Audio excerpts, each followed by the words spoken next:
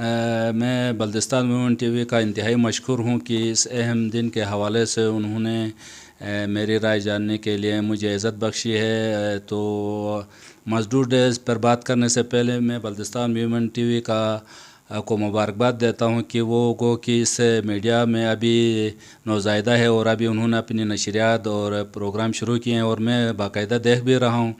تو وہ مختلف موضوعات خاص طور پر جو خواتین ہمارے سوسائٹی کا ایک بہت بڑا حصہ ہیں اور مارجنلائز ہے، ان کے مختلف سماجی، معاشی، تعلیمی اور دیگر ایشوز پہ وہ نہ صرف پروگرام کر رہے ہیں بلکہ شعور و آگاہی کے لیے ایک بہت بڑا قدم ہے. اور میں سمجھ رہا ہوں کہ بلتستان ویمن ٹی وی کا آغاز ایک بہت بڑا بریک تھرو ہے اور امید کی جا رہی ہے کہ مستقبل میں اس سلسلے میں بہت بڑا کام ہوگا اور شعور و آگاہی کا بڑھانے کا ایک بہت بڑا ذریعہ ہوگا. جہاں تک آپ نے پوچھا ہے کہ مزدور ڈے ہے، تو یہ اس کا تاریخ اور آغاز تو شکاگو کے مزدوروں نے جو ان کے ساتھ لیبر کا جو بہت زیادہ کام لیا جا رہا تھا اور اس حساب سے ان کو مالی منفعت نہیں مل رہی تھی، اس حوالے سے ان کا جو احتجاج ہے، پھر انہوں نے جو شہادتیں دی ہیں، وہ تو ایک مثالی کردار ہے اور ایک ہمارے لیے ایک رہنمائی کا ایک ذریعہ اور راستہ بن گئی ہیں. جہاں تک مزدور کا تعلق ہے، بنیادی طور پر ہم دیکھیں تو گلگت بلتستان ہمارا پسماندہ علاقہ ہے اور یہاں معاشی سرگرمیاں جہاں محدود ہیں، وہاں پر مزدور کی حالت بھی بہت ہی ناگفتگو اور خستہ ہے. ایک تو مزدوری کے ذرائع بہت کم ہیں، ساتھ ہی مزدور کے لیے بہت بڑا مسئلہ یہ ہے کہ کوئی مزدور کے لیے لیبر لاز ہمارے ہاں ابھی تک میرے اپنے نالج کے مطابق کوئی لیبر لاز منظور نہیں ہے اور نہ اس حوالے سے کوئی جامع پالیسی بنی ہے. اور ساتھ جو ہمارے مزدور کام کر رہے ہیں، چاہے وہ کنسٹرکشن کے شعبے میں ہیں، باربردری کے شعبے میں ہیں یا ہوٹل اور دوسرے مشکل کام کر رہے ہیں، اور خاص طور پر جو پورٹرنگ کے لیے موسم گرما میں سیاحوں کے ساتھ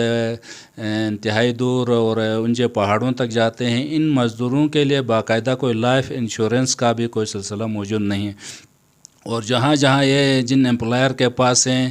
ایک تو وقت کا بھی بہت کم خیال رکھا جاتا ہے، ساتھ ان کی لائف انشورنس اور ہیلتھ انشورنس کے حوالے سے بھی کوئی انتظامات یا اور کوئی قانون موجود نہیں ہے.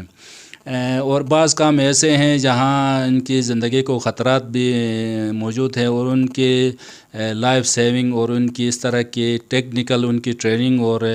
ان کی حفاظتی اقدامات کے حوالے سے بھی کوئی کام نہیں ہے. تو مزدور ایک تو معاشی طور پر بہت ہی خستہ حالی کا شکار ہے، لیکن ساتھ اس کی اپنی زندگی بھی بہت مشکل اور پیچیدہ اور خطرے سے گھری ہوئی ہے. لیکن بلتستان ویمن ٹی وی اور اس طرح جتنے لوگ ہیں، رائٹر ہیں، ادیب ہیں اور سول سوسائٹی کے لوگ اس حوالے سے اب شعور اور آگاہی کی جانب بڑھ رہے ہیں اور امید کی جا رہی ہے کہ ہمارے مزدور کی بھی زندگی بہتری کی طرف جائے گی. اور خاص طور پر جب ہم اسلام کے پیروکار ہیں تو ہمارے حضور صلی اللہ علیہ وسلم کا فرمان ہے کہ مزدور کو اس کے پسینے خشک ہونے سے پہلے اس کی مزدوری ادا کی جائے. بظاہر یہ آسان سا جملہ لگتا ہے، لیکن اس میں اتنی حساسیت موجود ہے کہ مزدور کی مزدوری اور اس کا حق، چاہے وہ پیسوں کے حوالے سے ہوں، اس کے صحت کے حوالے سے ہوں، اس کے لائف انشورنس کے حوالے سے، یعنی اس کے پورا سماجی حیثیت اور مالی منفعت کا تعین بہت ہی اہم ہے اور اس کو بروقت سوسائٹی نے ادا کرنا ہے. میں آخر میں بلتستان وومن ٹی وی کا دوبارہ سے مشکور ہوں. شکریہ.